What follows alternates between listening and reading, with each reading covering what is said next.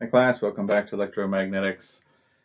We're continuing to look at wave propagation in different types of medium other than free space. And so now that we've defined the three basic types of medium, conducting, dielectric, and magnetic, we now want to go back to our wave equation and resolve the system of equations taking into account these types of mediums.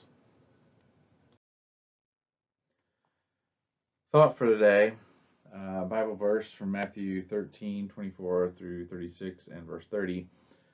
Jesus told them another parable. The kingdom of heaven is like a man who sowed good seed in his field. But while everyone was sleeping, his enemy came and sowed weeds among the wheat and went away. When the wheat sprouted and formed heads, then the weeds also appeared. And it goes a little bit further down the story, and they asked what they wanted to do about it. He said, "Let both grow together until the harvest." So the reason why I picked this thought for the day in relation to electromagnetic fields, especially in different medium, is that now we've introduced some different types of propagation or phenomena.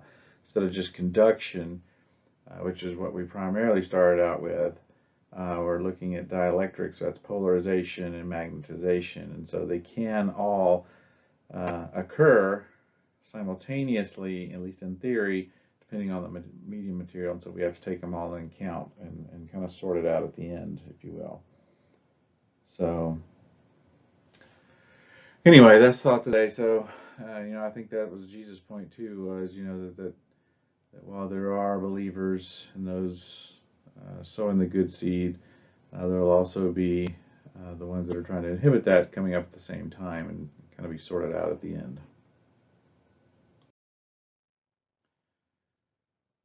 So we'll be about halfway through part 5 after this. Again, revisiting our wave equation solution now that we have these other types of materials defined and their phenomena.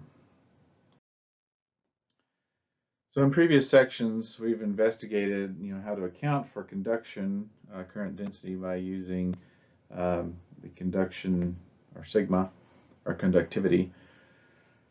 And then how to account for the effects of polarization by using permittivity, or epsilon, and then also how to account for the effects of magnetization by using U for permeability. So these are what help us to account for these different types of materials and their properties. So how these factors are utilized in these equations given below is what are known as the constitutive relationships, which I think I've referred to these before, but as far as conduction, the current density is equal to the conductivity times the electric field.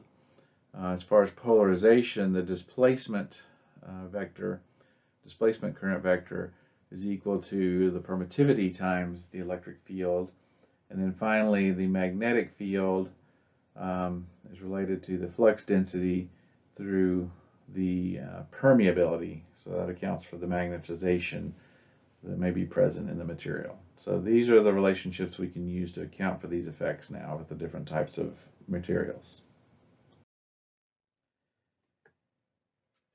So we can now use these new constitutive relationships to extend our understanding of Maxwell's curl equation. So let's look back at that.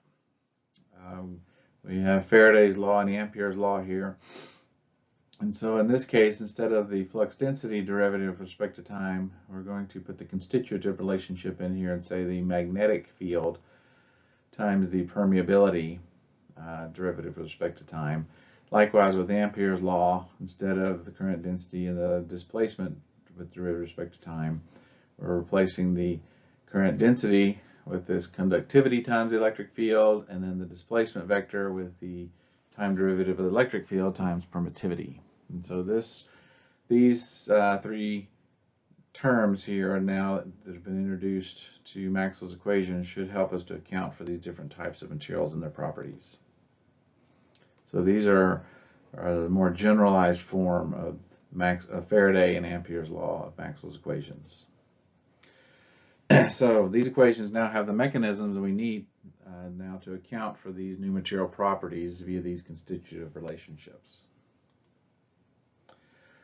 So that being the case, let's now examine how this affects our previous solution to Maxwell's equations.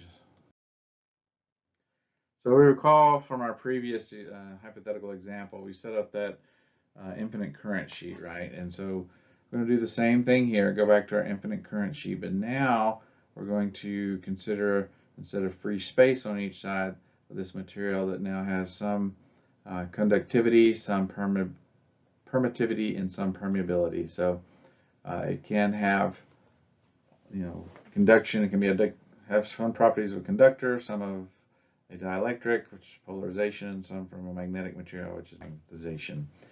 And so again, we'll have our E field and our H field as functions of time in position on the z-axis, and these are all related to our source, which is this current density, the equation for that. So as before, we can take advantage of the fact that the current sheet only has an x component of the current density. So before, this simplifies things for us a bit, and we're now left with these equations simplified where you just have an x component, which translates to just a y component for the magnetic field, and likewise in Ampere's law, same thing.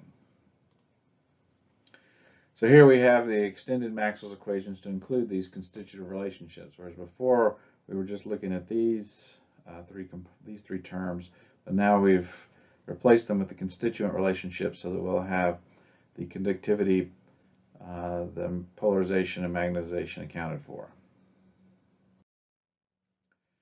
So again, as before, we want to change the notation to the phasor technique. So we're taking the real part of these phasors to define our electric field and our magnetic field.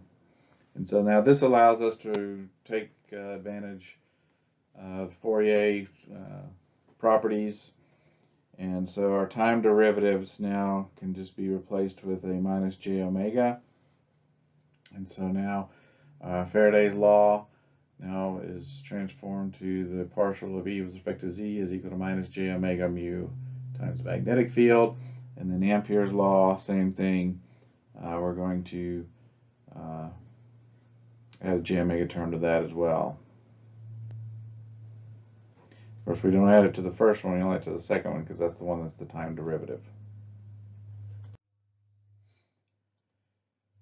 So now if we take the derivative of the first equation, this guy right here, with respect to z, so this will be the second derivative with respect to z, and substitute the second equation in for that.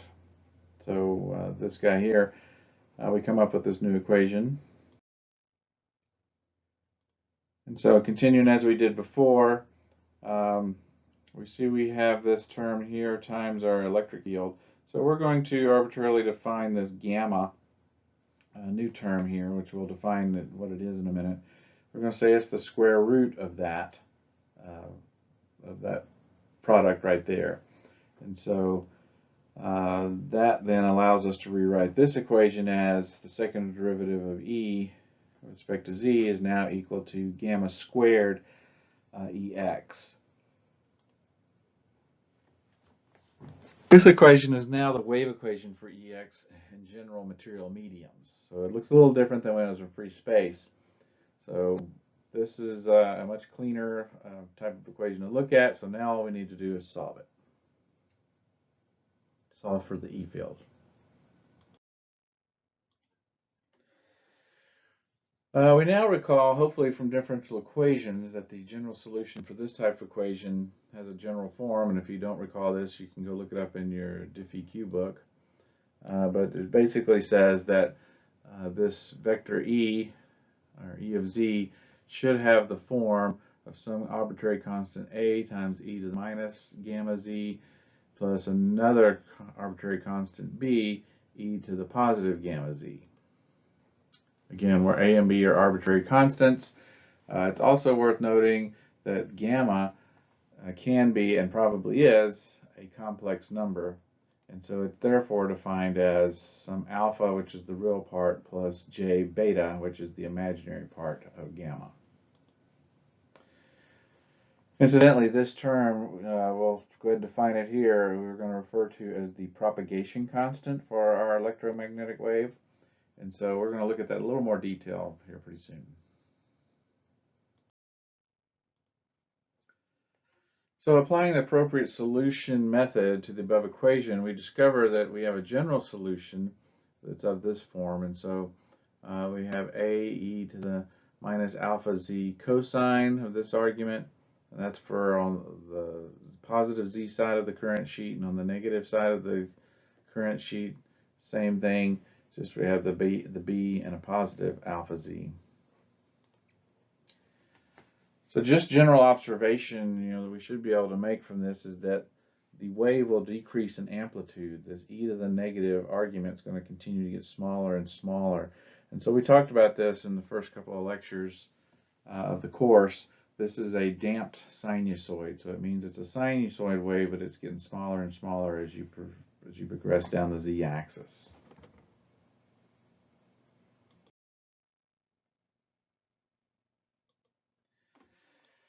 So we can now make some general observations that help us define some of these terms and associate them to physical meaning. It's evident that the alpha term, the argument of the E term here, the dampening term, governs how quickly the wave amplitude decreases. And so for this reason, we typically refer to alpha as the attenuation constant. So it defines how quickly our wave attenuates, or starts to shrink. Hopefully we should recall this beta term. It's not really new to us. This dictates where the wave cycle we propagate, which is why it's called the phase constant. So it's where in the wave cycle we propagate. So it either starts at 0, or it'll slide down the z-axis, and what makes it look like it's going in the positive z direction or the negative z direction. So we now want to see how these relate to the propagation constant and the constitutive relationship constants, that is, conductivity, permittivity, and permeability. They should be able to relate those back to physical things. So we recall that in general, these are all related as follows. Remember, we said that our gamma, is equal to alpha plus j beta. Well, if we square it, then that will be squared. Well, that's originally equal to this argument we had previously in Faraday's law, and so we can set those all equal to each other. So if we do that, and setting the real and imaginary parts equal to one another on each side, so this will have a real and imaginary part, and this will have a real and imaginary part, we see that alpha squared minus beta squared has got to equal to negative omega squared mu e epsilon, and then 2 alpha beta has got to equal to omega mu sigma. And so we just got that from solving this equation up here. So with these two equations, we should be able to come up with general equations for alpha and beta, and these are those equations. You can go through the math if you like, but it's basically solving a quadratic on the top, and then it's really two equations, two unknowns for the most part. And so we have our attenuation constant is then equal to this equation, this term here, and then our propagation constant, or our phase constant, excuse me, is equal to this term here. Very similar to one another. They only differ by this -1 and +1. Everything else is just the same. So we notice also that we have this sigma over omega epsilon. This is known as the loss tangent. And so, we're defining terms here. So just this argument here is what we call the loss tangent for our wave. So now we want to use these new definitions to adjust the definition for phase velocity. So we recall from before that our phase velocity is equal to omega over beta. Well, if we use what we've learned for beta in the last equation and plug that in, we now have this new equation to define our phase velocity, which takes into account our new constitutive relationship or constants, conductivity, permittivity, and permeability. So this will show what material we pick when we look up the physical properties of it will affect our phase velocity. One interesting thing to note here is that according to this equation, that waves of different frequencies travel with different phase velocities. So you can see this is a function of the frequency here. So that means that depending on what frequency you're at, you'll have different rates of change of phase as you go along Z for a fixed time. That's very important because this is what's known as dispersion.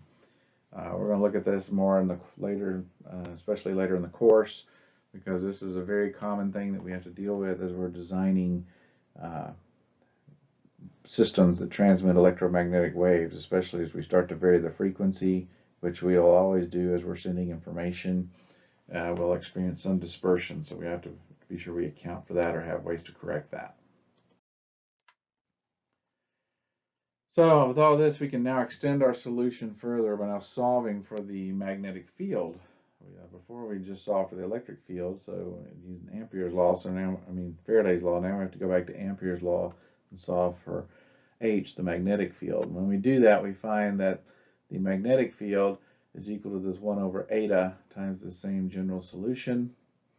And again, where this eta term is defined as this.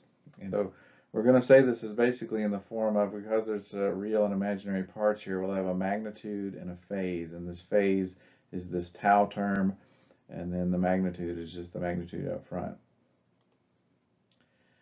So therefore,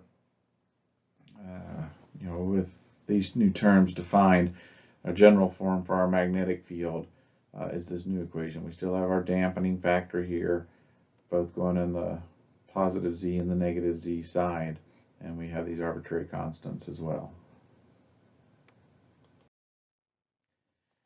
So finally, just as we did before, I'm going to skip a few steps here just because in this course we're really interested more in the end result.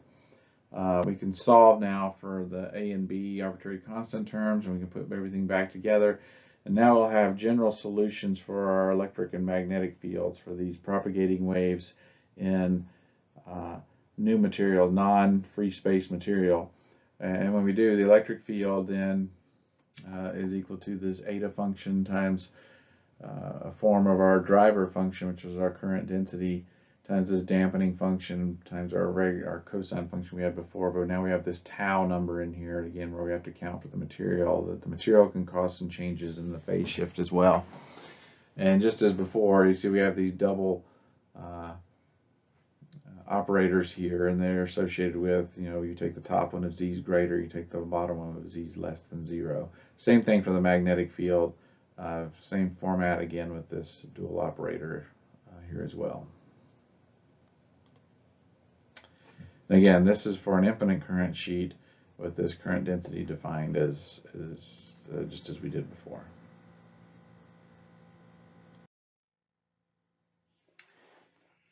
So since the fields are attenuated as they propagate in their respective directions, the medium then is characterized by power dissipation. If we're going to attenuate that, just as when current goes through a resistor, power is dissipated since it's attenuating, as a resistor is really just an attenuation device. So similar to before, now we can characterize this power dissipation and the stored energies in these fields with these equations here.